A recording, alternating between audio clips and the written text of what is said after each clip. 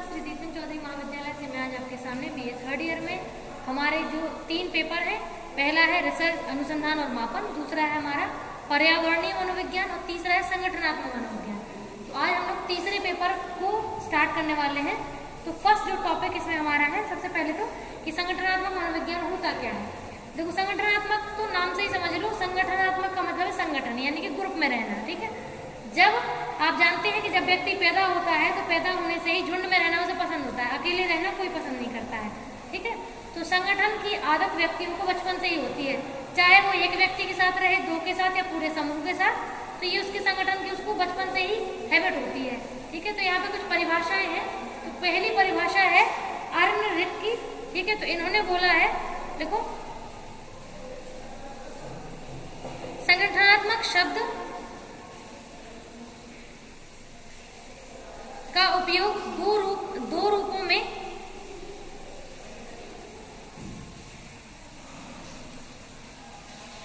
किया जाता है।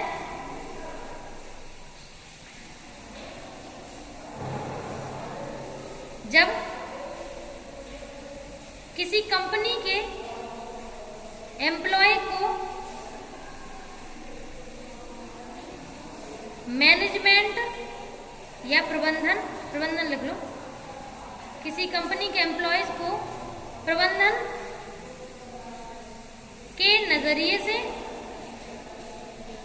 उपयोगी बनाया जाए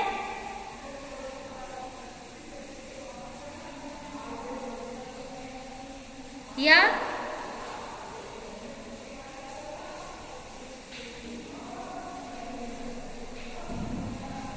व्यक्तियों का वह समूह जो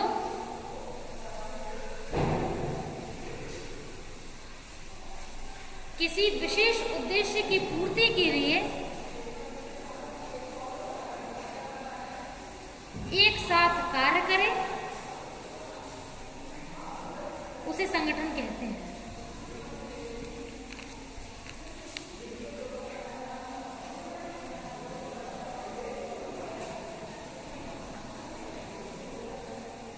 सेकंड है कोनार्ड की डेफिनेशन है,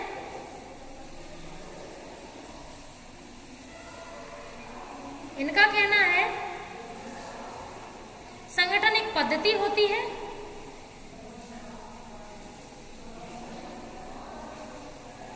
जिसमें कुछ व्यक्तियों का एक समूह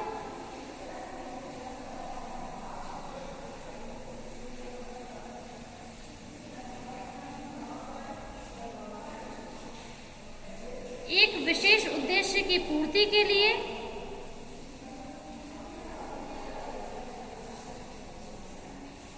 पूर्ण चेतना के साथ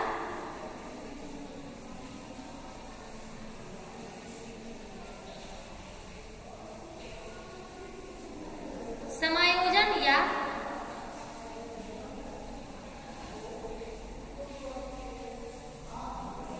दबावपूर्ण ढंग से कार्य करते हैं।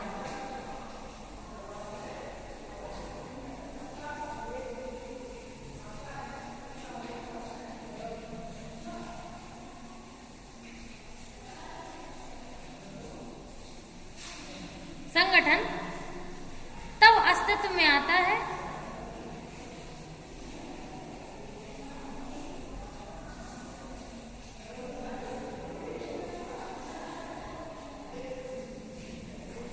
जब एक से अधिक लोग साथ आते हैं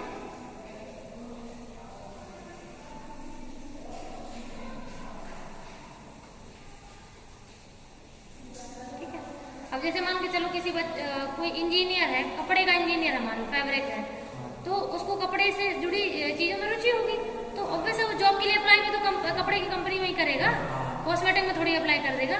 तो बस जो भी संगठन बनते हैं, पर्सन अपनी मर्जी से शामिल होता है संगठन में, और जो संगठन में शामिल करता है वो भी पूरा चेक कर लेता है कि आप इस संगठन के काबिल है भी या नहीं। ठीक है, फ्री की सैलरी तो किसी को नहीं मिलती है ना। थर्ड डेफिनेशन है, एक मिनट रुको, इसमें कोनार्ड ने कुछ पॉइंट दिए हैं, कुछ 4 पॉइंट हैं, इसी में ऐसे नंबर 1 नंबर 2 करके लिख लो। पहला लिख लो संचार,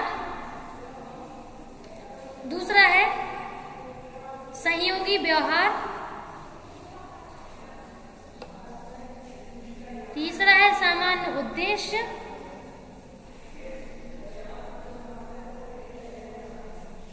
और चौथा है नियम। इतनी चीजें जो है वो संगठन में देखी जाती हैं। एक तो कम्युनिकेशन होना चाहिए आपस में, दूसरा एक दूसरे के लिए हेल्पफुल नेचर होना चाहिए अगर काम कर रहे हैं साथ, नेक्स्ट है एक ही उद्देश्य के लिए काम करना चाहिए, और लास्ट है रूल्स को फॉलो करते हुए काम करना चाहिए। चलिए तीसरी डेफिनेशन लिखो वेवर्स की।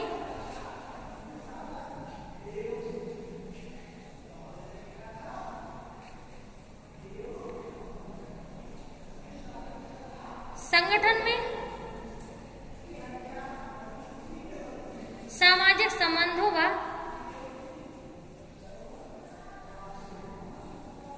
सहयोगी व्यवहार के आधार पर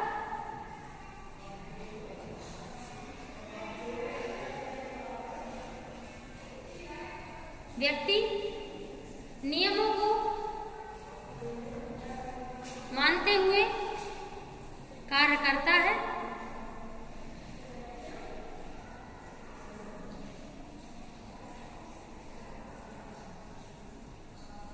व्यक्ति के पद के अनुसार उसकी सीमाएं भी होती हैं। व्यक्ति के पद के अनुसार उसकी सीमाएं भी होती हैं।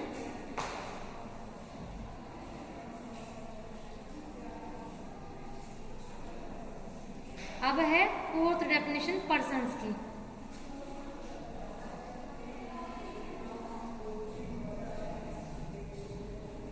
किसी निश्चित लक्ष्य की प्राप्ति के लिए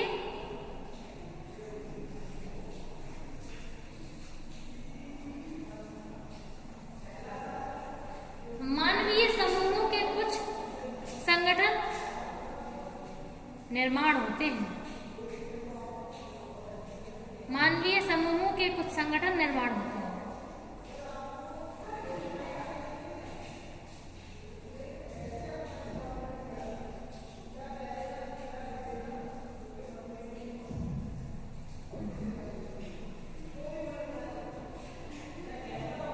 अगली डेफिनेशन है स्कॉट की।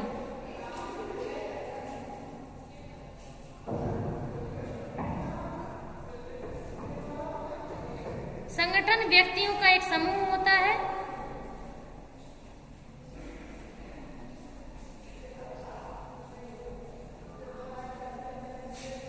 जो किसी विशेष उद्देश्य की पूर्ति के लिए बनाया जाता है।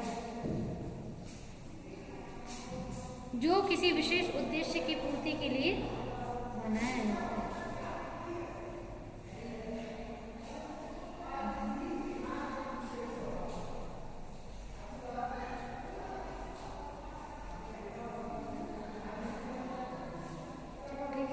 अब देखते हैं संगठन की विशेषता। कुछ 5 विशेषताएं हैं, बहुत इजी है, कुछ नहीं है इसमें। पहला पॉइंट है व्यक्तियों का पहचान युक्त जमावड़ा। जमावड़ा मतलब इकट्ठा करना, और पहचान युक्त मतलब आप उसी चीज के लिए इकट्ठा करते हैं लोगों जिसके आप ढूंढ रहे हैं। ठीक है, अदर प्रोफेशन का बंदा आप नहीं ढूंढेंगे, और जो क्वालिफिकेशन और जो स्पेसिफिकेशन आपको चाहिए है आप वही देख करके वही पहचान करके आप व्यक्ति को जॉब पे रखते हैं। ठीक है। सेकेंड पॉइंट है संगठन जानबूझकर या चेतना सृजन है। तो जो भी संगठन बनते हैं पहली बात तो सबको पता होता है कि वो संगठन में क्यों शामिल हो रहे हैं, और दूसरा चेतन सृजन है। चेतन मतलब पूरा होश और हवास में बन रहे हैं, और सृजन यानी कि कुछ नया करने के लिए बन रहे हैं। ठीक है, जो जितने भी समूह हैं, जो भी अपन के संगठन है, चाहे वो कोई भी कंपनी हो, वो किसी न किसी नए प्रोडक्ट को देने के लिए करती है। ठीक है। नेक्स्ट है संगठन का सदैव कुछ उद्देश्य होता है। बिल्कुल सही बात, बिना उद्देश्य के तो कोई भी संगठन नहीं बनता, चाहे वो पर्सनल संगठन हो, चाहे सोशल हो, चाहे फिर प्रोफेशनल हो गया। ठीक है। नेक्स्ट है संगठनों में संबंधों की संरचना होती है। तो संबंध कैसे? संबंध मतलब प्रोफेशनल लाइफ के फॉर्म में संबंध, कोई पर्सनल रिलेशनशिप की बात नहीं होती। उसमें बात होती है कि आप उस फील्ड से संबंधित हैं भी या नहीं। और लास्ट है मानक। मानक यानी कि नियमों को भी पूरा करना होता है। जैसे अगर आप लोग मैनेजर की पोस्ट के लिए किसी व्यक्ति को ढूंढ रहे हैं तो उसमें वो सारी क्वालिफिकेशन होनी चाहिए जो अपन को चाहिए, जो होनी चाहिए, क्योंकि उसके बेस पे ही नॉलेज मिलती है उसे। ठीक है। तो मानक सारे फॉलो होने चाहिए। ऐसा नहीं है कि भैया उसके पास डिग्री है या नहीं है, लेकिन उन्होंने कहा नहीं एक्सपीरियंस बहुत है, तो एक्सपीरियंस अकेले का क्या कर लेगा, है कि नहीं। क्योंकि सिचुएशन के अकॉर्डिंग अगर आपने स्टडी नहीं करी है तो आपको नॉलेज तो किताबों से ही मिलती है, ठीक है। तो इसीलिए बस इतने पॉइंट है अपने पास आज, कल देखेंगे बाकी।